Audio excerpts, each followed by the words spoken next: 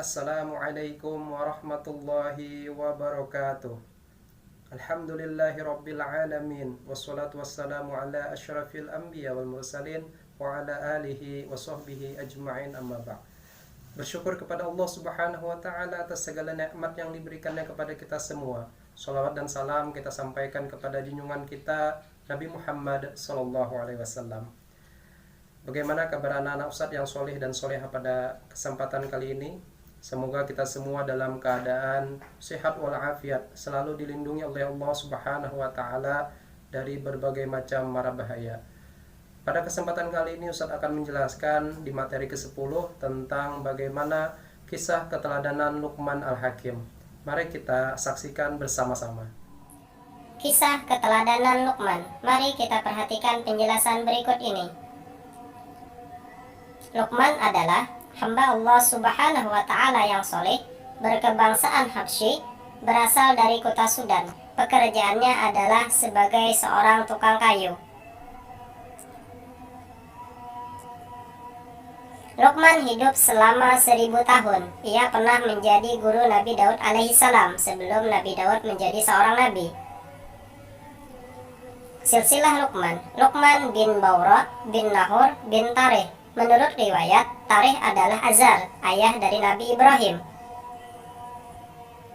Pekerjaan Luqman pada awalnya adalah, yaitu sebagai seorang tukang kayu, pengembala domba, dan menjadi tukang jahit. Kemudian dia diangkat menjadi seorang qadi atau hakim, yaitu yang memutuskan segala sesuatu dengan bijaksana. Perhatikan Quran Surah Luqman ayat 12. Luqman adalah orang yang sangat banyak bersyukur kepada Allah Subhanahu wa ta'ala. Apakah ini contoh orang yang bersyukur? Tidak, tentunya bukan.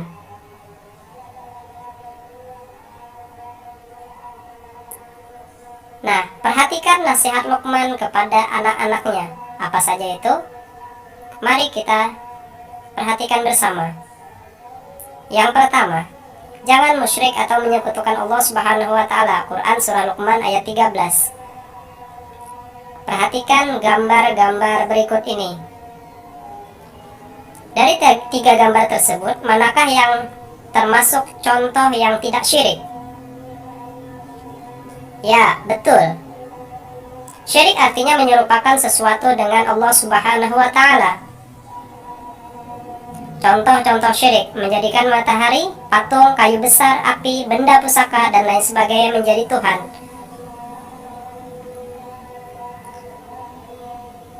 Yang kedua, jangan angkuh dan sombong. Quran Surah Luqman ayat 18.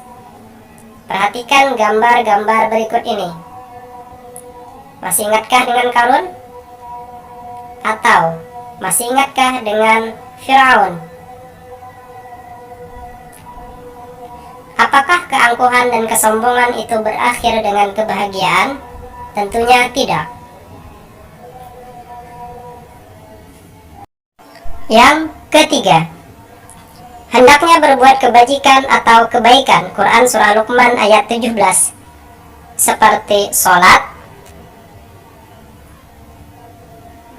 membaca Al-Quran, bersedekah,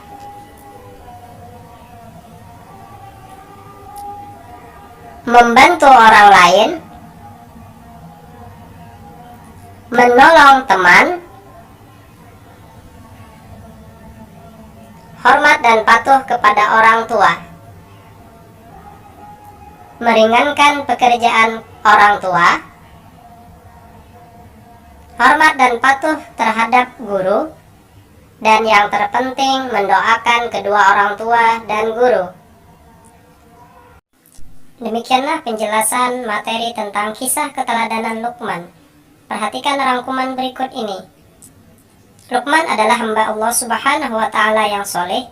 Luqman seorang ayah yang bijaksana. Luqman bukan seorang nabi, tetapi dia sangat mulia. Luqman berasal dari kebangsaan Habsyi. Luqman berasal dari wilayah Sudan. Luqman namanya diabadikan sebagai nama surah dalam Al-Quran. Luqman mendapat gelar Al-Hakim, artinya orang yang bijaksana. Luqman sangat sayang kepada putranya, sehingga ia mengajarkan berbagai contoh keteladanan kepada putra-putranya. Demikian materi pelajaran ke-10, kisah keteladanan Luqman Al-Hakim. Nah, dari berbagai macam penjelasan tadi, Ananda, soleh, dan solihah bisa memahami bagaimana kisah keteladanan Luqman Al-Hakim. Dan semoga kita bisa mencontoh keteladanan tersebut, menjadikan karakter kepada kita semua, sehingga kita semua menjadi orang yang beriman dan bertakwa kepada Allah Subhanahu wa Ta'ala. Terima kasih warahmatullahi wabarakatuh.